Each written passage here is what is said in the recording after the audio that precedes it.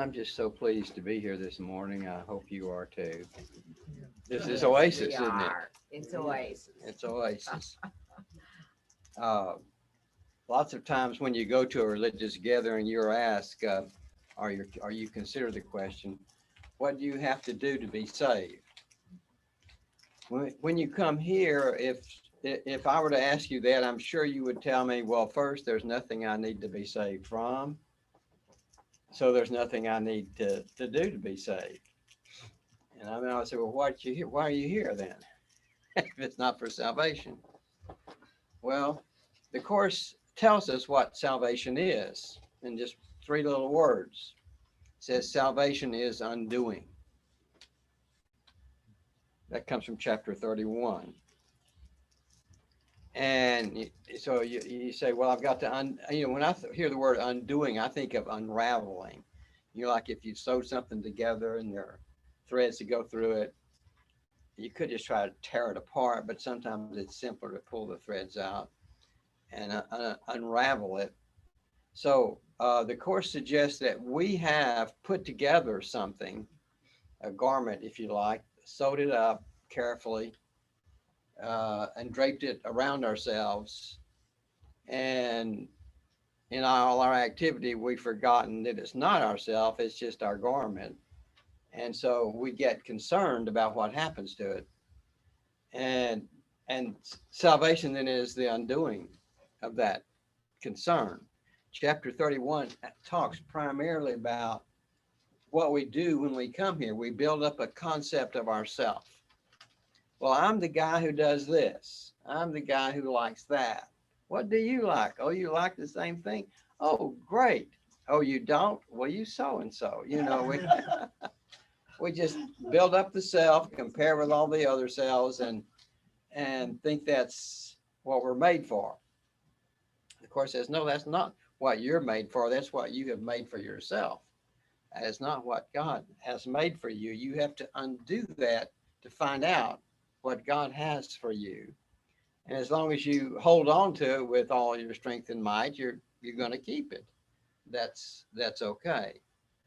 But the Course has a certain amount of kindness built into it. And this next thing indicates that, this next quote. It says, salvation does not ask that you behold the spirit and see and perceive the body not. It merely asks that this should be your choice. It recognizes that we're always choosing, and sometimes we're choosing with spirit, sometimes we're choosing with ego. And so it's a vacillating thing, plus, minus, you might say. And so you don't have to already be saved to be saved. Salvation is undoing. It's a process. You don't have to have already undone the whole thing. You would be through if you had done everything. What you have to do is ask, what are you holding on to? What is it that you won't let go of? There is nothing that you really need to have here, because the Course says, or Jesus says in the Course, that you really already have everything. You've just identified yourself with the garment. The garment doesn't have anything. It has what you give it, but what you give it is not good enough for you. We are made to be vessels and hosts to the Creator.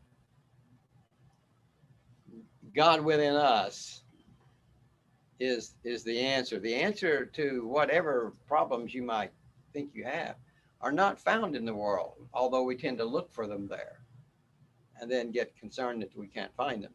Well, the Course says that's because they're not there. They're just simply not there. And we can look and look and look and look, and there's a million different ways of doing that.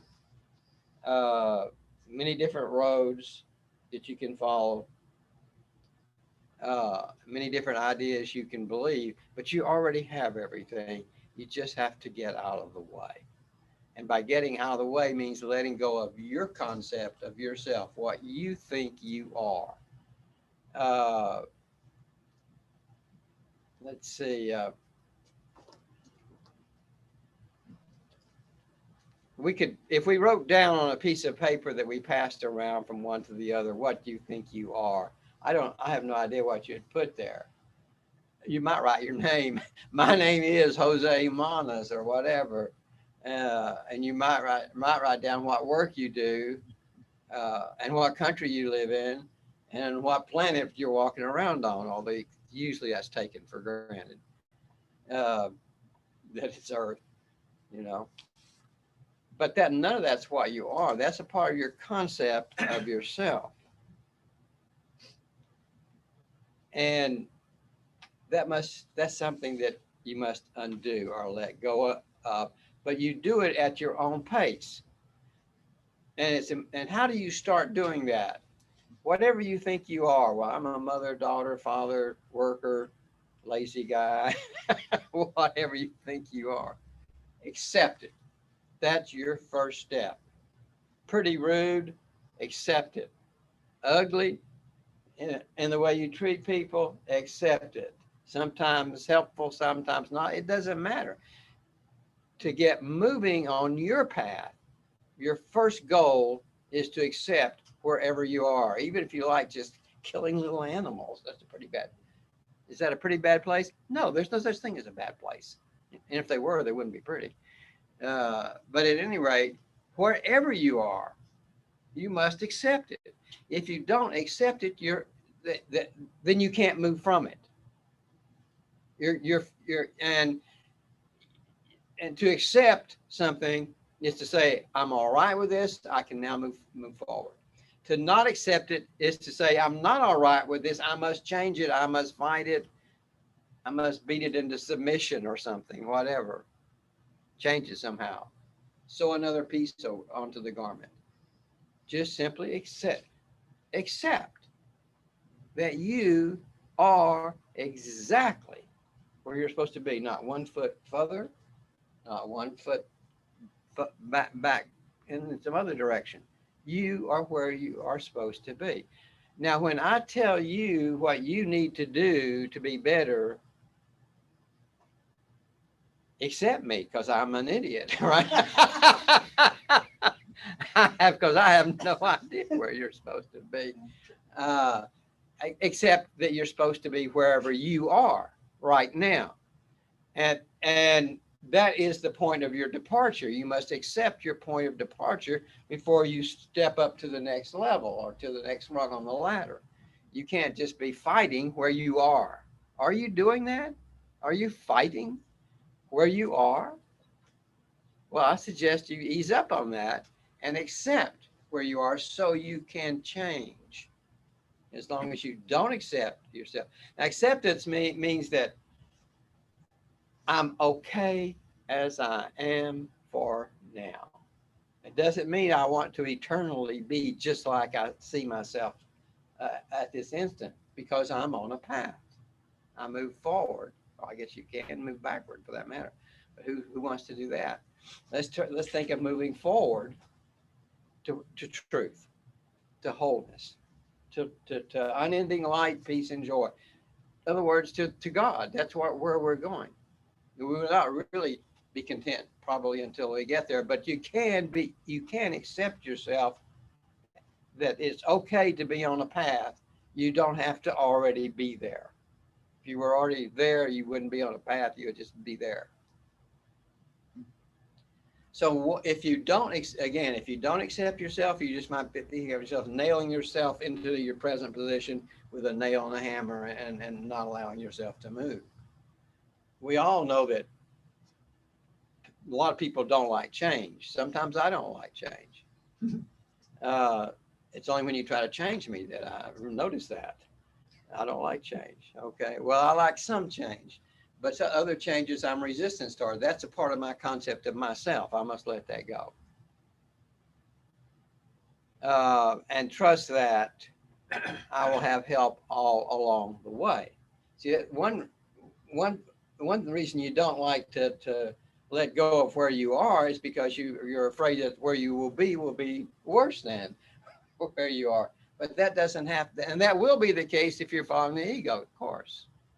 But we have the opportunity now to ask Spirit make our decisions for us. And we're always making decisions.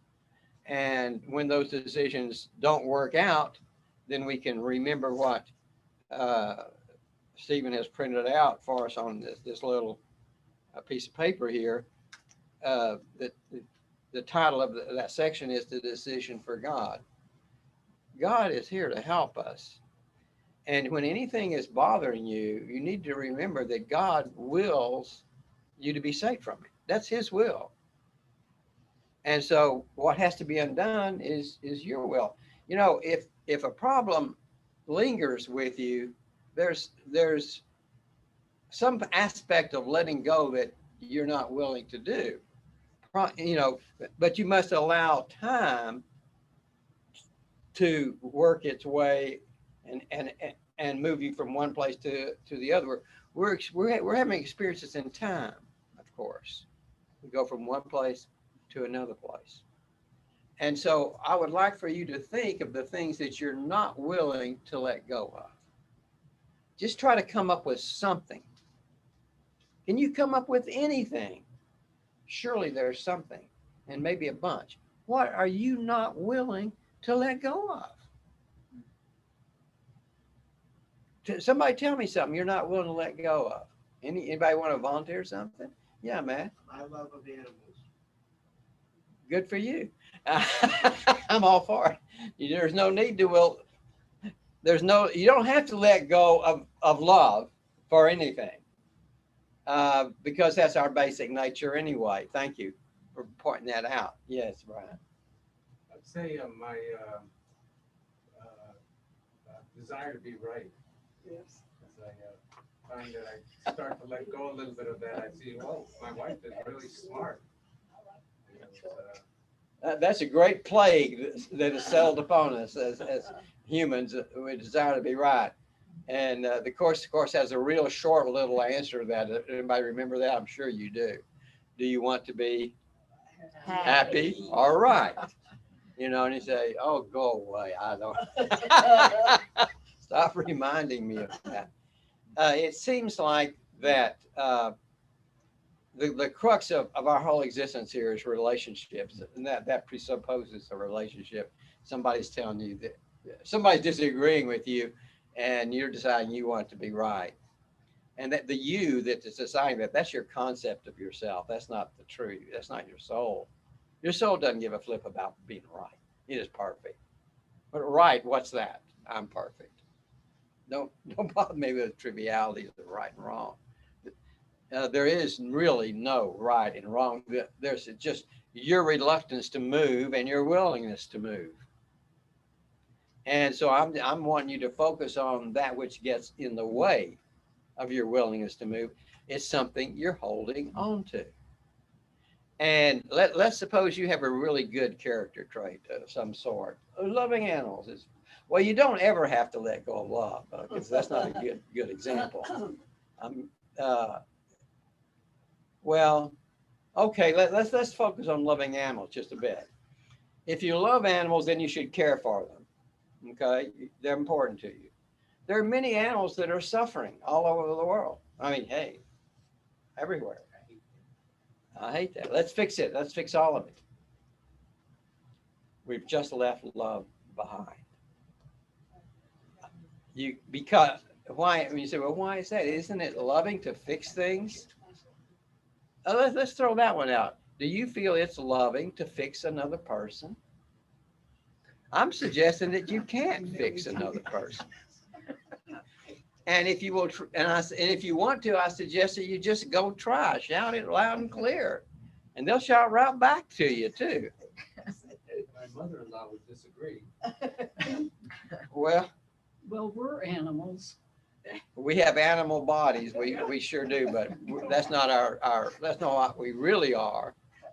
We're not. And what chapter 31 is saying is, not only are you not an animal, you're not a person.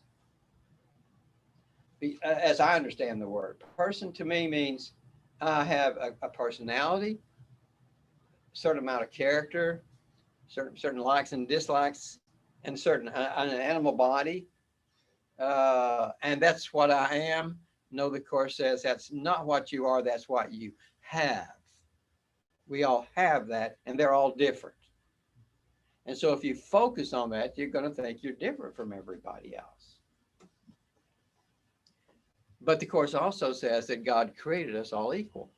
When he created us, he did not create one at some level and then somebody else at another level. He created us as perfect souls or perfect spirit, whichever you prefer. It cannot become imperfect. It doesn't have a capacity for that. It's just not possible. But it has a mind. Now the mind is the tricky thing. Soul's not tricky. It's just perfect. Okay. And that's what you really are. But that's not good enough. So that's what the mind decides. Not good enough. So I'm going to make something else. All right. And we make it. We work hard to make it. Maybe we train ourselves to take care of this kind of situation or that kind of situation. There's nothing you really have to do here. Nothing. Just let it all be undone. There's not a list somewhere that says, Mary Ann, Mary Sue, Mary whoever you are, or Joe or John or Jackie, you have to do this while you're here. Instead, salvation is undoing. You have to undo the thought that you have to do this. You have to do that. Do you ever have some thoughts like that? I have to do of a fairly essential nature. I understand you have to turn the key to make the car start. Actually, that's not true anymore. It used to be true. You have to turn the key to make the car start. You just punch it or something or wave it at it. Depending on how advanced technologically you are. I have to punch something to make mine start. No, I have to insert the key. I'm so old. I'm still inserting the key. But some people just wave something around and it starts, Ask Alexa. Yeah. Yeah, you can start it from the house. All that is possible. Undoing is also possible, but sometimes we resist that. That's why I'm trying to get you to focus on what is it you don't want to undo. It is a block. Well, there are some things, and we don't count. Loving animals, yes, is fine. What's another one? Brian had something. Oh. Well, loving something so dearly can lead you into trouble if you want to be right about it, because then you go into judgment about those who don't love the way you do. You can use that against people. I was thinking before about how Western man really has a problem with not doing anything, because we've grown up with the concept of idle hands or the hands of the devil or whatever that is, the devil's workshop, and we really have a concept of being productive and accomplishment and getting it done and progress. Progress is the American word. Right. In other words, that's the outer world, and we want it to see progress being made in that. Build a better machine or whatever. Yes. Yeah, your hand. Wrap some things in what you said earlier. On a small scale, but always a big scale. Something that happened yesterday is I have two grown children. They're both very different, but get along well, quite well. But that's beside the point. But they're adults. They are working on something with another family member together. And I was a part of it and shared an aspect with me. And they come to me still with, what do you think, Mom, or something like that. Right. But I'm always tried to be a hands-off mom, but sort of that close observer and in my mind, I think. But anyway, there was some tension there in their explanation, and they were asking, and it was more they were letting me know, not that I needed to provide something. And it wasn't exactly just a listening ear, because I felt like I needed to respond. And then I just let it go. And I got off the phone and I felt this urge to want to text back after a certain time. I said, okay, I need to clarify, I need to add this. I need to keep engaged in some ways, but what would be the best way? And then there's this just knee-jerk reaction you wanted, and I just let it go. Then the feeling comes that you were not doing, you're being too passive. When do you know to?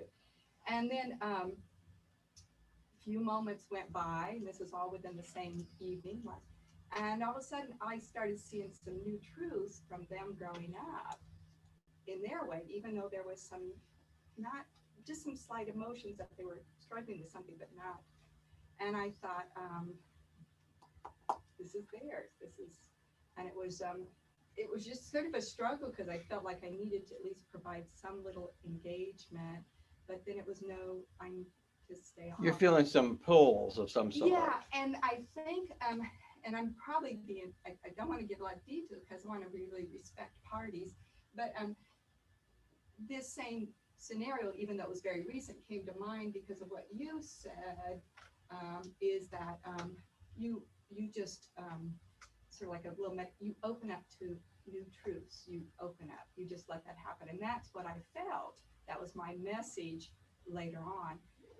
And plus I've got time on my side. I'm sure, I will listen again and maybe respond later, but I didn't need to then. How, and again, I'm not just always in their face type of parent, I think, but, and again, that's a sloppy cliche I'm using, but the best way I can say is that I just allowed and a little time, even though I felt like I needed to do something in a little way, though I felt calm in my way. And then all of a sudden, just that time I would hear this clue as far as what they were thinking and what they were growing up. They were growing up, and I shouldn't be afraid of their moments of short anxiety or whatever. And because there was other things that were, that's so horribly stated, but anyway, there's this need to do something and then let it be, and then I opened up to other truth. So you saw a concept of yourself with your children? I think I saw something where I allowed them to be separate from me and to release that, to let that be. But more so it just opened up. I allowed new truths to come. They gave it to me, and I let that be. Message said. Yeah, it sounds like it all worked out just fine. Yeah. Yeah. All right. And I think you're talking about resisting the need to fix somehow, or, solve somebody's problem for them. I mean, we all like to do that if we can. I mean, if someone has a problem and a possible solution pops into your mind. You give that what you think is right or something. Yeah. Solve the problem. Yeah. And generally what I like to do, if I happen to think of it, is to ask the person, do they want my solution? It's like my middle daughter went through 10 years of terrible physical pain and struggle and blah, blah, and all, and she still has some, but she's doing so much better now. But at the very beginning of it, I can still see where we were on which highway and in her car, and she's got the wheel there, and she's telling me to some extent, some of the difficulties that she's having. And I said, Laura, do you want to know what I think about all that? She says, no. That's why I should have been clear to me. And I said, fine. So be it. In other words, if a person is not in a position to be receptive to whatever gift you have to offer, you don't want to give it. It just would just cause problems, and it wouldn't help anything anyhow. We have to allow other people to not want what we have to give. Yeah. They're on their journey, and they're the boss of their journey. You aren't. And so if they want some help, I hope they've learned how to ask for it. Probably you have, but some people have more difficulty with that than others. But if they don't want it, forget it. Yeah, that's what I want to preserve more. Yeah. Come to me when you. You do not have to save them or fix them. They're on their own path. They've got their own legs and they walk forward. And if you can, and what we say in here is help us to be truly helpful. That means to listen first, because if your eyes are shut and your ears are closed, how do you know what truly helpful is? Yeah. Stephen and I both have struggled with having the courage to reach out and ask for help. We do appreciate help because a lot of times someone, I think, as you and I have talked, have a wonderful insight that's very helpful. So we're in that process of hoping that people realize that we do appreciate if they've been guided to say something, we appreciate that. Well, if I happen to be helpful to someone, you're not getting my help. I have no help to give you. I don't know squat. Okay.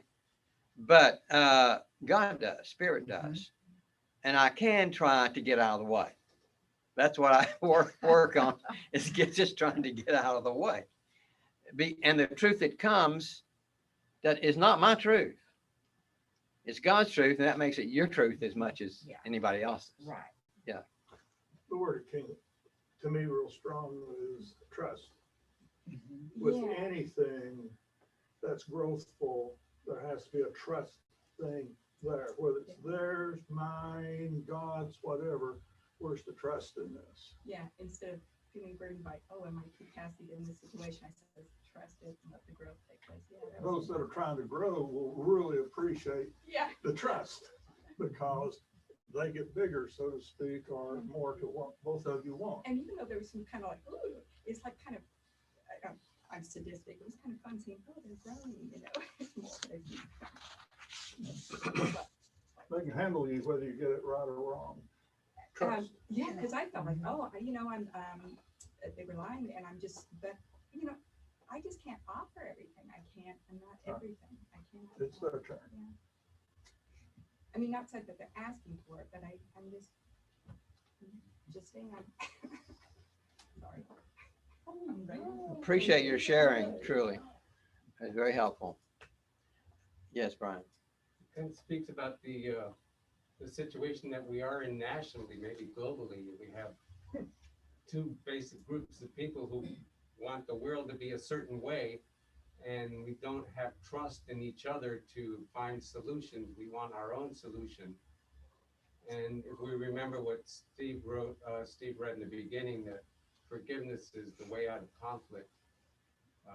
It truly is the way out of conflict, whether in personal situations or in global situations, is to be able to stand back and have a different concept of self and allow people's concepts of selves to be their own and allow it to change as they're ready to change. All right.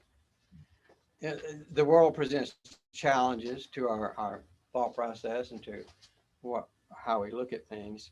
There's an interesting little verse here in chapter 31 that maybe pertains to this some. And so if you will listen to this, the veil of ignorance is drawn across the evil and the good and must be passed that both may disappear, so that perception finds no hiding place in those kind of distinctions.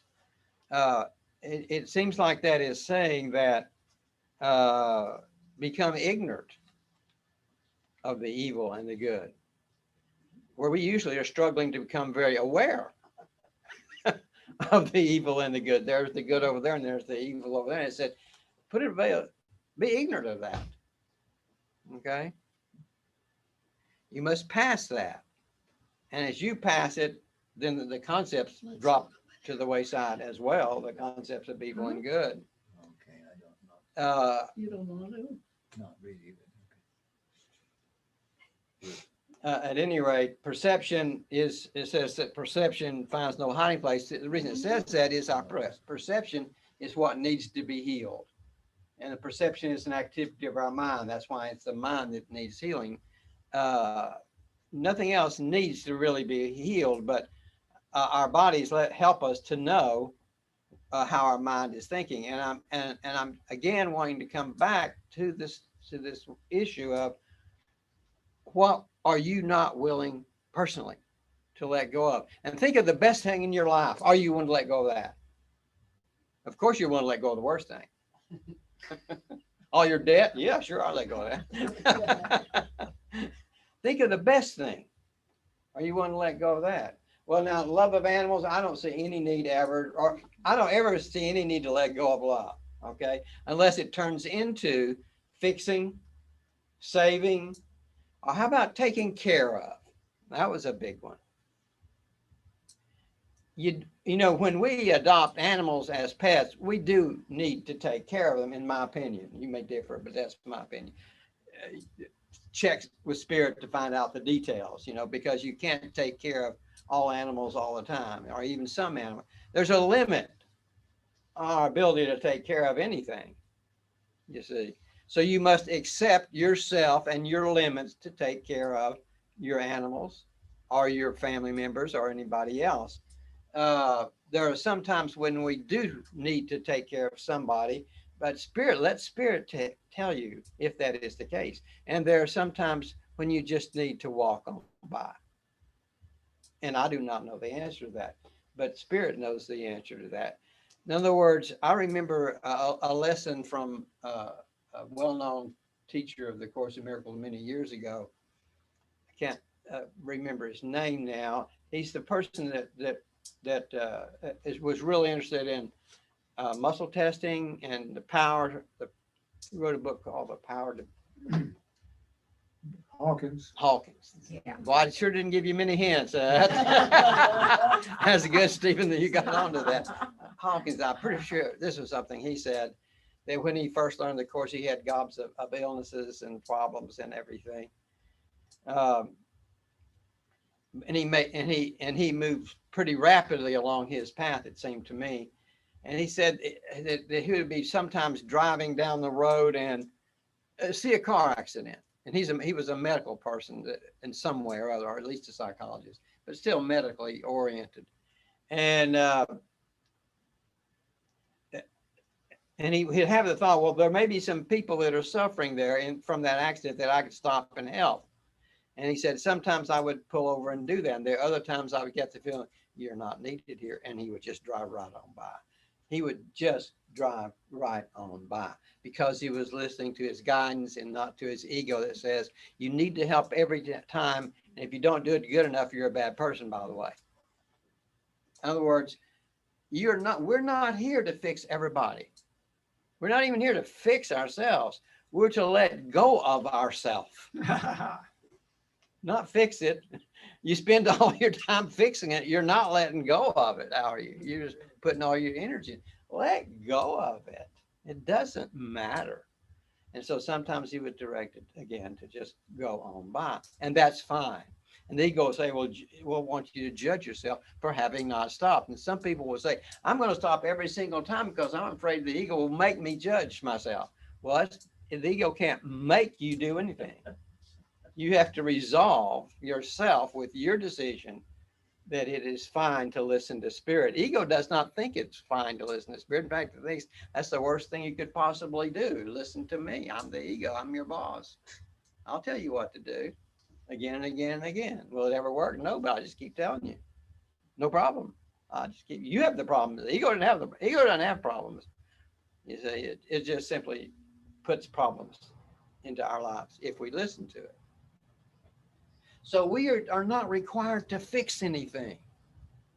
So what else would you be deficient on if it wasn't something you were supposed to fix and just hadn't gotten around to doing it or didn't do it good enough? Mary and I got kind of irritated with each other a couple of days ago, and I was pondering that a little bit, and I realized that we both got irritated for exactly the same reason. And that's why I hadn't mentioned that to her. I ought to mention that to her. It's kind of interesting. And that is that she wanted to help me do something, and I didn't want to help.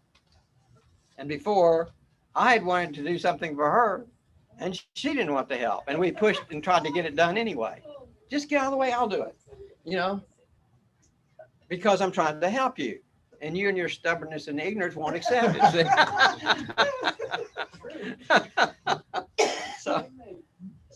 So that's just a game the ego plays. You know, you're supposed to help people. And if they don't let you do it, just shove them aside and do it anyway.